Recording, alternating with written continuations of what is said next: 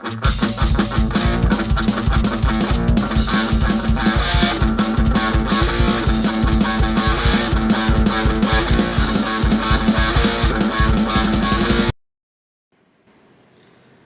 pessoal, sejam bem-vindos a mais um vídeo aqui do Super Acadêmico e hoje vamos continuar com a nossa playlist aqui do livro do Habermas, o Discurso Filosófico da Modernidade, chegando ao episódio 59. Episódio 59, é muito episódio. Vamos continuar hoje com o capítulo 11. Capítulo 11. Uma outra via para sair da filosofia do sujeito. A razão comunicativa versus a razão centrada no sujeito. Antes de começar, eu queria que você se inscrevesse no canal. Eu agradeço aos muitos novos inscritos que estamos tendo no canal toda semana, certo? Cerca de entre 20 e 30 novos inscritos por semana. Sejam bem-vindos. Dê o like no vídeo aí agora, dá logo no começo do vídeo. Se você chegar no final e não gostar, você tira o like, mas você coloca logo, senão você esquece de colocar lá no final. Comente, faça comentários no vídeo, compartilhe também com seus amigos nas redes sociais. Você pode ser membro do canal, clique em Seja Membro. E também dê o like especial, que é o valeu, esse coraçãozinho com cifrão que vai ficar passando aí ao longo do vídeo. Você pode se tornar um apoiador do canal através do Apoia-se, né? Clique aí no link do Apoia-se que está na descrição e seja um apoiador do canal. E você pode e deve dar uma olhada no meu novo livro, A Vingança de Vladimir, disponível no Clube de Autores, certo? Aí na descrição também tem o link direto para onde o livro está à venda. Vá lá e peça o seu. Certo? Então vamos ao vídeo. Quer dizer, vamos ao conteúdo, né? O vídeo já está rolando. Então vamos entrar no tópico 2 aqui do capítulo 11. Bom, eu comecei aqui sem fazer nenhum tipo de destaque. Aí eu sublinhei aqui o termo ingenuidade histórica. Isso referente a quê? A Nietzsche.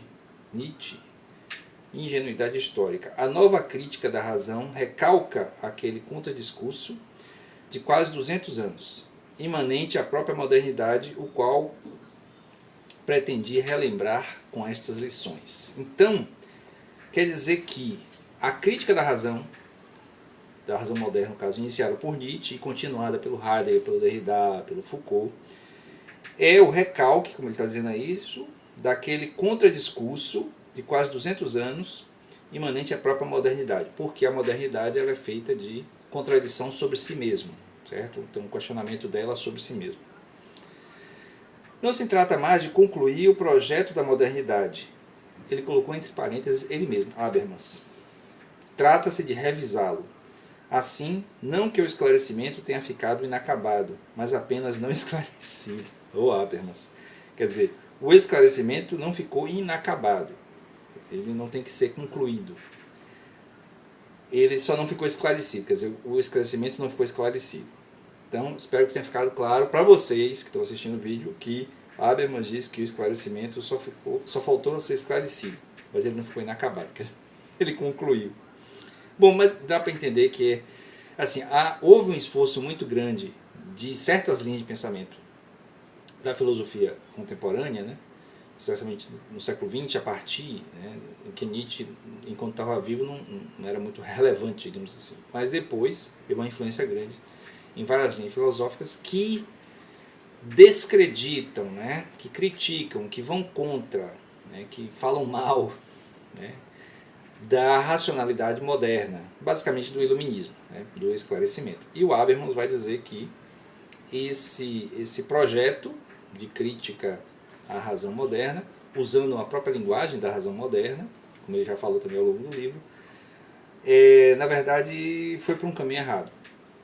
Só faltava um esclarecimento maior sobre a própria razão moderna. O poder de unificação desaparecera da vida dos homens. Hegel vira surgir justamente a necessidade objetiva da filosofia. Então, o Hegel, pelo que eu entendo, certo? A compreensão de Hegel é pequena, porque eu não li muita coisa dele ainda tenho coisas ali para ler dele. Ele tenta fazer uma meta-filosofia que vá fazer compreender o que é a modernidade, o que é o mundo moderno, e acaba tendo como resultado, né, como derivação, o que o Habermas vai chamar de filosofias do sujeito. Né? E essas filosofias do sujeito encontram certas barreiras, porque é da natureza do próprio questionamento da subjetividade o que representa para cada sujeito realmente. Então fica uma coisa meio quase relativista. Não é relativista, mas fica quase.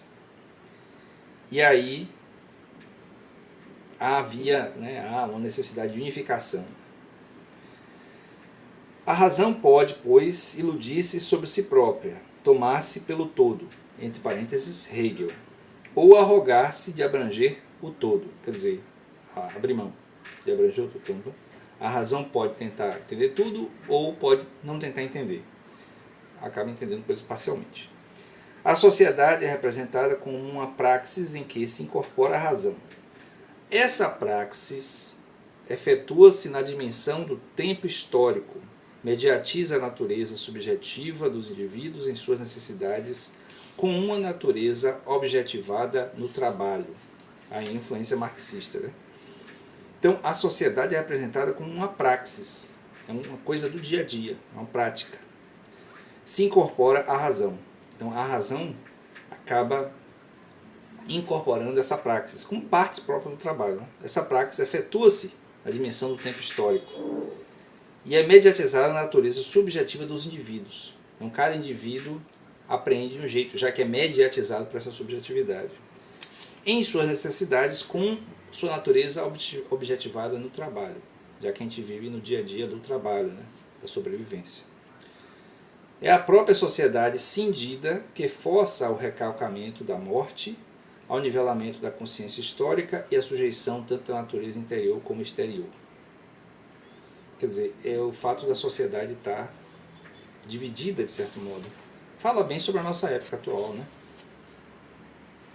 O segredo da dialética do esclarecimento, que é uma expressão advinda dos mestres do Habermas, o Horkheimer e o Adorno, somente pode funcionar se a razão não produzir nada além daquele poder reluzente, ao qual pretende apresentar propriamente a alternativa da coação não coercitiva do melhor argumento. No caso, ele está prezando pelo processo de argumentação racional, já que ele está defendendo, né, é o que ele vai defender no resto do livro, a razão comunicativa. A praxe social serve aqui apenas como o palco sobre o qual o poder disciplinar ensaia ensinações sempre novas. Quer dizer, no dia a dia da sociedade, é apenas o palco onde o poder disciplinar, aí é do Foucault, certo? Ensaia ensinações sempre novas. São maneiras diferentes, maneiras aparentemente novas, dos poderes do dia a dia, dos micropoderes disciplinares se imporem sobre nós, né?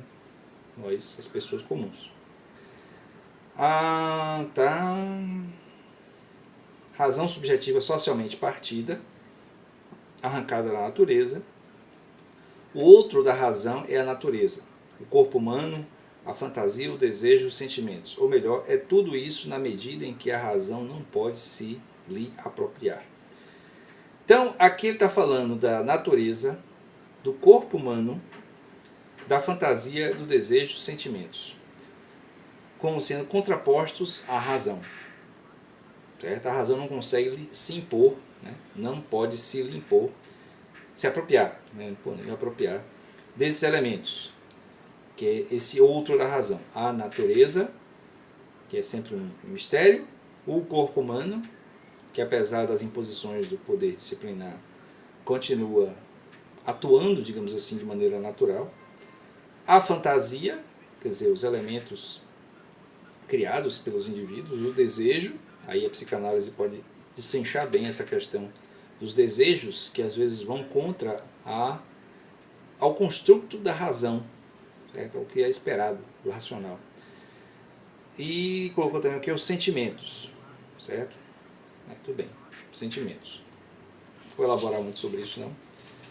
Tá, aí, deixa eu ver, eu dei um pulo aqui, aí chega no final do tópico 2, Foucault exerceu até o fim de seus trabalhos sem pretensões, com a consciência de não poder evitar as aporias metodológicas. Quer dizer, no capítulo anterior, o Habermas tinha falado também das aporias do Foucault. Então, como o Foucault morreu meio com a obra incompleta, como quase todo pensador que se preze, ele, até o fim de seus trabalhos, sem pretensões. com a consciência de não poder evitar as aporias metodológicas. Então, no caso, essas aporias, elas trariam intrinsecamente nelas, né, dentro da natureza dessas aporias, justamente as contradições da própria modernidade. Pelo menos eu entendi desse jeito que o Habermas está falando. Deixa eu ver aqui. Eu estou com uma inteligência artificial nova aqui, embora ver que ela traz alguma coisa interessante para a gente aqui, sobre o que o Habermas fala sobre essa questão da razão. O que o filósofo Habermas fala sobre a razão na modernidade? Habermas e a razão na modernidade. Uma visão geral. Jürgen Habermas é um dos filósofos mais influentes do século XX, e suas reflexões sobre a modernidade, especialmente sobre a razão, são cruciais para entendermos o mundo contemporâneo. Em resumo, Habermas argumenta que a razão na modernidade é um processo em constante evolução. Ela não é estática, mas se transforma ao longo da história, adaptando-se a novas condições e desafios. Existem diferentes tipos de racionalidade. Habermas distingue entre a racionalidade instrumental, associada à ciência e à técnica, e a racionalidade comunicativa, relacionada à linguagem e à interação social. A modernidade é marcada por um conflito entre esses dois tipos de racionalidade. A racionalidade instrumental, muitas vezes associada ao capitalismo e à burocracia, tende a dominar a vida social, enquanto a racionalidade comunicativa, que busca o consenso e a compreensão mútua, é muitas vezes marginalizada. A colonização do mundo da vida é um dos principais problemas da modernidade. A racionalidade instrumental tende a colonizar o mundo da vida, ou seja, a esfera da vida cotidiana onde as relações sociais são baseadas na compreensão mútua e na tradição. Para Habermas, a tarefa da filosofia é analisar criticamente os processos de racionalização da modernidade. Defender a importância da racionalidade comunicativa como base para uma sociedade mais justa e democrática. Promover o diálogo e a compreensão mútua entre diferentes grupos sociais e culturas.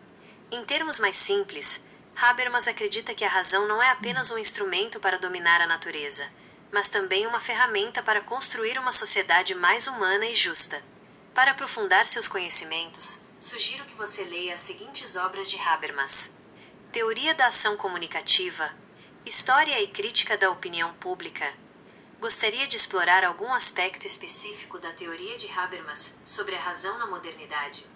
Possíveis tópicos para discussão: a relação entre razão e poder, a crítica de Habermas à racionalidade instrumental, a importância da esfera pública para a democracia, a teoria da evolução social de Habermas. Se tiver alguma outra pergunta, fique à vontade para perguntar. Observação: esta é uma visão geral simplificada. Ela foi longe, viu? Ela foi longe. Bom, essa é a inteligência artificial chamada Gemini, ela é do Google. Eu parei de usar o Copilot para as aulas, assim, para os vídeos, porque eu não estava mais falando, né? Só passava texto. E aí, para a nossa dinâmica aqui nos vídeos, não ficaria tão interessante. Mas, bom, foi interessante, assim, meio que resumir um pouco o que a gente viu nos capítulos iniciais do livro e um pouco sobre o que a gente falou hoje, certo? Então, espero que vocês tenham gostado do vídeo. Não se esqueçam de se inscrever no canal se não está inscrito, dar like no vídeo, comentar e compartilhar. Seja membro do canal, dê o like especial que eu valeu. Seja um apoiador do canal através do Apoia-se, o link está aí na descrição. E dê uma olhada no meu novo livro, A Vingança de Vladimir. Disponível no Clube de Autores, o link também está aí na descrição do vídeo. Até o próximo, valeu!